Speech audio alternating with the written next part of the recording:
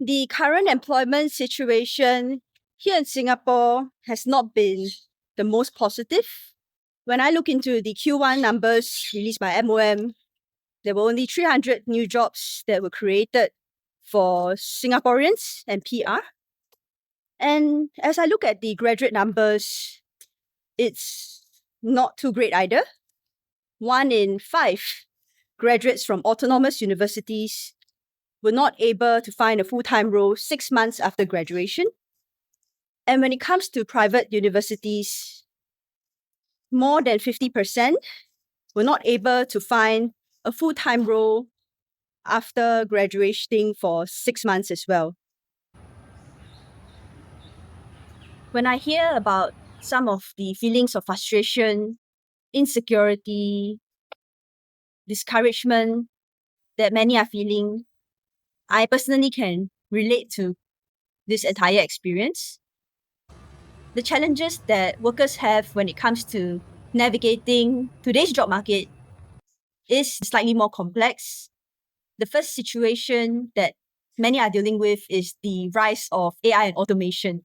I feel that improvements in technology does bring about quite a few positive changes. So I worked in AI and automation for the past few years, and I observed that every time we introduce a new software to the team, what would take hours or days can eventually be shortened significantly to complete. And that really benefits some of the workers because they get to have additional time that is freed up that they can spend with the people they love or can dedicate to higher value added tasks that makes them feel more fulfilled. But at the same time, some leaders are looking at this and thinking, oh, since I don't need so much time to complete this task anymore and so much manual effort and the machine can do it, why not I hire fewer people instead? Another challenge that we are all facing is the rise of Southeast Asia. I feel that the rise of Southeast Asia brings about exciting opportunities for us. At the same time, if you think about it, in Singapore, one of the competitive advantages that we have is the fact that we do speak good English. Yet, as our neighbors improve, it is not uncommon to see many others who are actually able to have a working level of English in addition to being really fluent in their native tongue. So there are some anecdotal sharings of how some companies are starting to offshore. And also some companies like UOB have come out to announce that they will be relocating certain functions to Malaysia, for example. One other potential challenge we might face is that of a graduate glut. And this was highlighted by then Acting Minister of Manpower, Mr. Tan Chuan Jin, back in 2014. He brought up this idea that Singapore could end up being like South Korea, Taiwan, which are facing a high number of graduates with not enough jobs to fit their requirements and needs. Now, I personally feel that anyone who wants to advance themselves, to upskill, to get better qualifications, should be given the opportunity and we should empower them to do so. I'm not too sure if we are facing that situation right now, but what I observe is that in the past, you probably maybe only need one internship or two, but these days it's not uncommon to see undergraduates trying to stack internships, get 3, 4, 5 internships. By the way, if you are watching my videos for the first time, hello, my name is Geraldine Pia. I discuss topics related to working professionals here in Singapore. And if you have enjoyed this video so far, do press like. And you can also subscribe to stay updated if you are interested in such topics. When it comes to navigating some of these challenges that one might face in the job market, I have a couple of suggestions and ideas based on my own experience. But bear in mind that I might be in a different life stage or come from a different sector as you, so not everything is going to be relevant. I'm just going to share about what has worked for me. So the first idea I have is instead of just sending your application through the job portal, what might also be helpful is if you can reach out to the hiring manager directly. these days with LinkedIn, it's quite easy to find who is the hiring manager for the role. Let's say, for example, you're applying for the position of a marketing analyst. Then you can use LinkedIn to try to figure out, hey, who is the marketing director? Who is the head of marketing and more? And the advantages of this approach is this. Instead of having your application be lost in a sea of hundreds of applications, you can go directly to the hiring manager. It also reduces the probability of your application being sieved out either by an inexperienced recruiter or by the ATS system. So I personally have gotten 2 roles as a result of this approach. And let me share with you my template, which I use to get interviews and to get my application notice. So this is an example of something I've sent in the past. So first of all, I'll start off with the usual courtesies. And right away, I'll try to get into some of the key highlights about why they should choose me. If I could rewrite this again, I'll definitely want to be more quantitative. Subsequently, I'll go into demonstrating that I've done some research about the company and what their plans are. And then finally, I'll end off with a call to action to ask if they would like to maybe have a call or coffee chat so that I can share more about my experiences. In fact, if you are really, really keen on a role, you might even want to be creative and do a video to get noticed by the employer. One of the things I recommend for you in order to improve your competitiveness in this job market is really to constantly upgrade yourself and learn new things. So for me, in addition to my day job, I've always been dabbling a bit into content creation. And doing so has helped me to pick up so many skills. I learned how to host panels, speak in public, on stage, do copywriting, and more. And also made many wonderful friends and contacts along the way. I know it can be quite frustrating to go through one of the world's toughest education system and then be told that after that you still have to continually upskill. However, I feel that this is kind of necessary in today's economy that is changing so fast. Furthermore, actually learning can be quite fun if it's done in your own terms. In addition to building hard skills, I would encourage you all to also explore opportunities abroad, be it working overseas, living overseas, or studying overseas as well. And personally, I feel that this is a great opportunity to build soft skills when it comes to things like adaptability, resilience, independence, and can help you stand out in the job market, especially if you have knowledge of another culture. You can also build competencies in language. And sometimes I find when it comes to language, a lot of people think that, oh, I just need to take a SkillsFuture course and then I'll be proficient. But learning a language doesn't work this way. Our language skills are best cultivated through immersion, living, breathing, and using the language regularly. And that's something that being in a foreign country can help you to achieve. Furthermore, building experiences and knowledge of different cultures can sometimes help us to get an advantage in the job market as well. Because when we compete with expats, very often they come from backgrounds which are very international. They have lived and worked in other countries before. And I feel that that's something that employers sometimes value.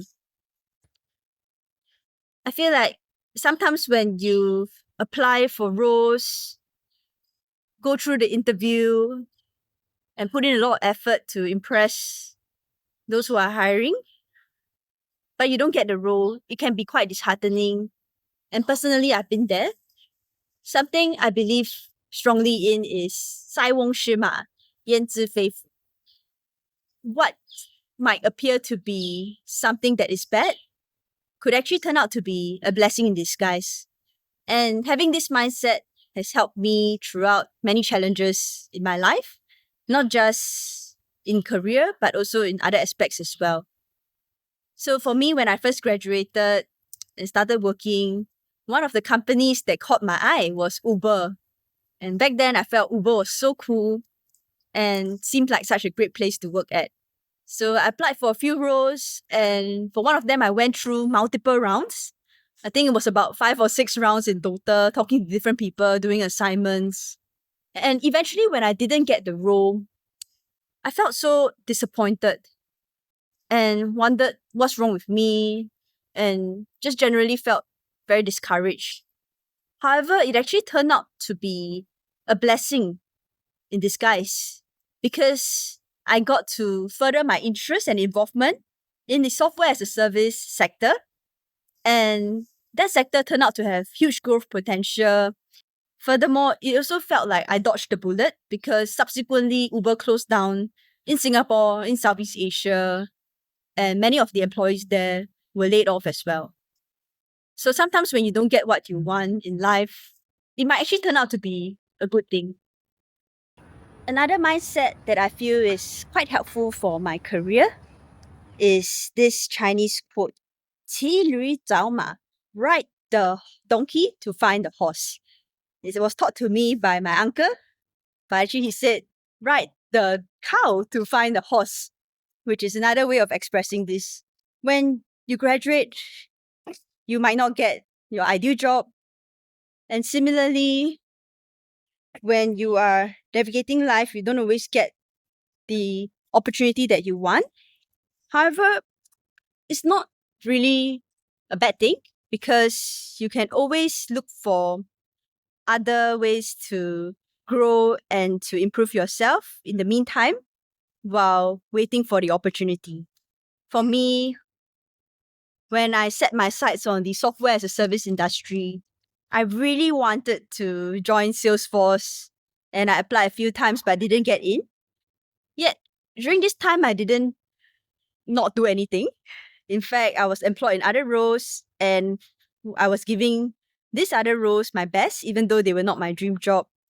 And by doing so, I managed to accumulate skills and achievements that can help me to make steps towards my dream of joining the company and also in improving myself along the way. So sometimes you might not be in a job that you really like or that's most ideal to your situation. But do remember that what you're doing is like riding the donkey to find the horse or riding the cow if you prefer.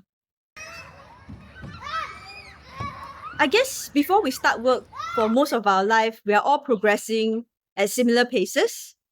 From primary school, going to secondary school, from secondary school, moving on to the next chapter and more. But when we graduate, we feel that everyone is moving at a different pace.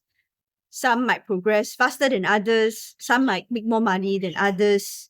And it's very natural to look at your peers and start comparing the rate which you are moving through life. However, I feel that this type of social comparisons is not the most healthy. In fact, I feel that it's a distraction from what you truly want. You might end up in a situation whereby you are just conforming to society's pathway of what is the next step versus really reflecting on what you truly want. In a sense, doing the next steps based on FOMO and not really through proper introspection about what you want and the kind of life that you want to build. Social media to me makes this worse because unlike our parents' time, now we have a visible tracker of what everyone is doing, not just in their job through LinkedIn, but also on Instagram, the kind of lifestyle that they are leading and more. When we look at race horses, the way they run their race, they have the blinders on. Why? Because the stadium is full of noise from the crowd, noise from what other horses are doing and running. So the blinders help them to focus. And sometimes I feel in life, we can really benefit from having blinders as well, just focusing on running our own race instead of looking at what others are doing. For me personally, sometimes when I look at other people's profile, and hey, I start to feel this sense of jealousy or feeling like I'm left behind. I recognize that this is also an opportunity for me to examine myself, to first understand, is this something I want in the first place? Does it really align with my values? Is it something that is worth putting in the effort and making sacrifices for? And if not, then I redirect my energy to something else. But if yes, then I do a further examination about, okay, maybe what can I learn from this person in order to achieve that stage as well? I need to walk away from the playground because the kids are enjoying themselves a lot and that's great, but I'm just worried about the background sound in my videos. For me, it's not easy to share about the challenges I face, my stories, and even to produce the first video I did about getting retrenched 2 years ago. But I feel that it's really important to destigmatize talking about things like that. We are all humans. We are all facing failures, challenges, setbacks. And if no one talks about this, everyone who's going through these challenges and feelings of anxiety, insecurity, they'll feel so alone. Thank you so much for watching this video till the end. If you have any suggestions for others who are struggling to navigate the current job market as well, do leave them in the comments, and I'll see you in the next video. Bye-bye.